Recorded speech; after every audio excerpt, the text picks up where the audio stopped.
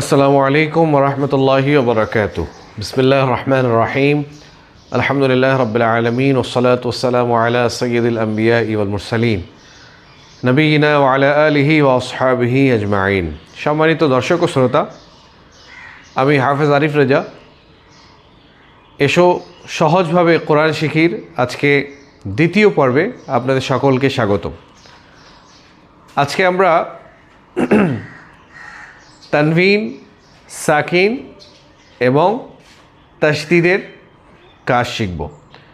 পূর্বের ক্লাসে আমরা আরবি হরফ 29টি কীভাবে আদায় পড়তে হয়, কীভাবে আদায় করতে হয়, এই বিষয়গুলো নিয়ে আলোচনা করেছিলাম এবং হরকত কাকে বলে, হরকতের কাজ কি, কীভাবে উচ্চারণ করতে হয়, এই বিষয়গুলো আমরা পূর্বে আলোচনা করেছি। তো আজকে আমরা সর্বপ্রথম তানভিন এর বিষয়ে জানব। তানভিন কাকে বলা হয়? তানভিন বলা হয় দুই জবর, দুই জের, দুই পেশকে তানভিন বলা হয়।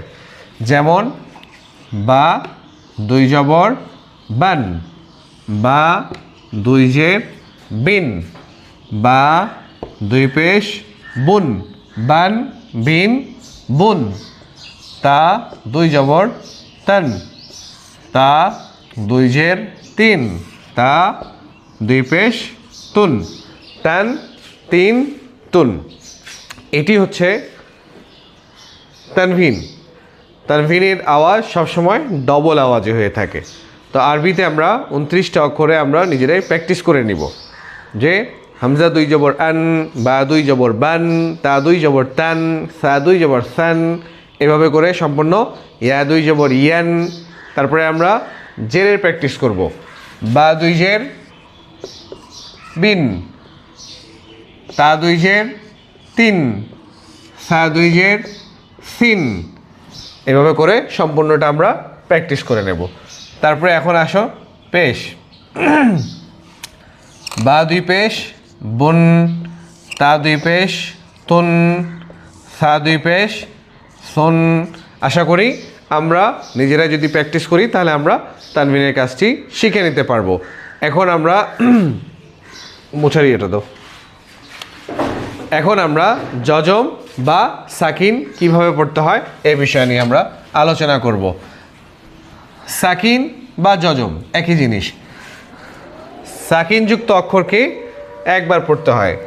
যেমন সাকিনযুক্ত অক্ষরকে পূর্বের অক্ষরের সাথে একবার ধরে নিতে হয়। যেমন বা ওয়াও জবর বাউ, তা ওয়াও জবর তাও, সা ওয়াও জবর সাউ, বা ইয়া জবর বাই, তা ইয়া জবর তাই, সা ইয়া জবর সাই। তো এভাবে করে আমরা সম্পূর্ণটা নিজেরাই কি করব, পড়ে নেওয়ার চেষ্টা করব। বাইয়া জবর বাই, তাইয়া জবর তাই, সায়া জবর সাই, বাবাও জবর বাউ, তাওয়াও জবর তাও, সাওয়াও জবর সাউ, ইয়াওয়াও জবর ইয়াও, জিমওয়াও জবর যাও, হাওয়াও জবর হাউ। তো এটা হচ্ছে জজম বা সাকিন। এই চিহ্নটাকে জজম বা সাকিন বলে। এটার কাজ কি? কাজ হচ্ছে জজমযুক্ত অক্ষরকে তার পূর্বের অক্ষরের সাথে একবার ধরে নেওয়া, মিলাইয়া পড়া। এখন আমরা তাশদিদের কাজ শিখব। তাশদিদের কাজ হচ্ছে তাশদিদযুক্ত অক্ষরকে তার পূর্বের অক্ষরের সাথে একবার এবং তাশদিদযুক্ত অক্ষরটাকে একবার, অর্থাৎ তাশদিদযুক্ত অক্ষরকে আমরা দুইবার পড়ব। কিভাবে?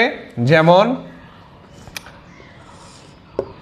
আলিফ বা জবর আব, বা জবর বা, আব্বা। এটাকে আমরা আগে শিখেছিলাম যে আলিফে জবর জের পেশ আসলে সেটা হামজা হয়ে যায়। তা আমরা পড়তে পারি বানান করার সময় হামজা বা জবর আব, বা জবর বা, আব্বা। হামজা বা জের ইব, বা জবর বা, ইব্বা। হামজা বা পেশ উব, বা জবর বা, উব্বা, আব্বা, ইব্বা, উব্বা। হামজা বা জবর, হামজা বা জের ইব, বা জের বি, ইব্বি। হামজা বা জের ইব, বা পেশ বু, ইব্বু। হামজা বা জের ইব, বা জবর বা, ইব্বা। এইভাবে করে আমরা তাশদিদের কাজ শিখে নিতে পারবো তাজদিদ কীভাবে উচ্চারণ করতে হয়। এই জিনিসটা যদি আমরা আলিফ থেকে ইয়া পর্যন্ত নিজেরাই প্র্যাকটিস করি তো ইনশাআল্লাহ তাআলা আমরা তাজদিদের কাজগুলো শিখে নিতে পারবো। তো সম্মানিত দর্শক ও শ্রোতা, আপনারা আজকে জানলেন যে কীভাবে তানভিনের উচ্চারণ করতে হয়, কিভাবে সাকিনকে উচ্চারণ করতে হয়, কিভাবে তাজদিদকে উচ্চারণ করতে হয়। ইনশাআল্লাহ তাআলা আপনারা প্র্যাকটিস করবেন, খুব সহজে শিখে নিতে পারবেন। ইনশাআল্লাহ তাআলা আগামীতে আবারও নতুন কিছু নিয়ে আপনাদের সামনে হাজির হব। সওয়াবে জারিয়া, সদকায়ে জারিয়া এই ভিডিওগুলোকে শেয়ার করবেন, নিজেও শিখবেন। এই ভিডিও শেয়ার করার মাধ্যমে আরও অন্য অপর মুসলমান ভাইরা শিখতে পারবে। সবাই ভালো থাকবেন, সুস্থ থাকবেন। আসসালামু আলাইকুম ওয়া রাহমাতুল্লাহি ওয়া বারাকাতুহু।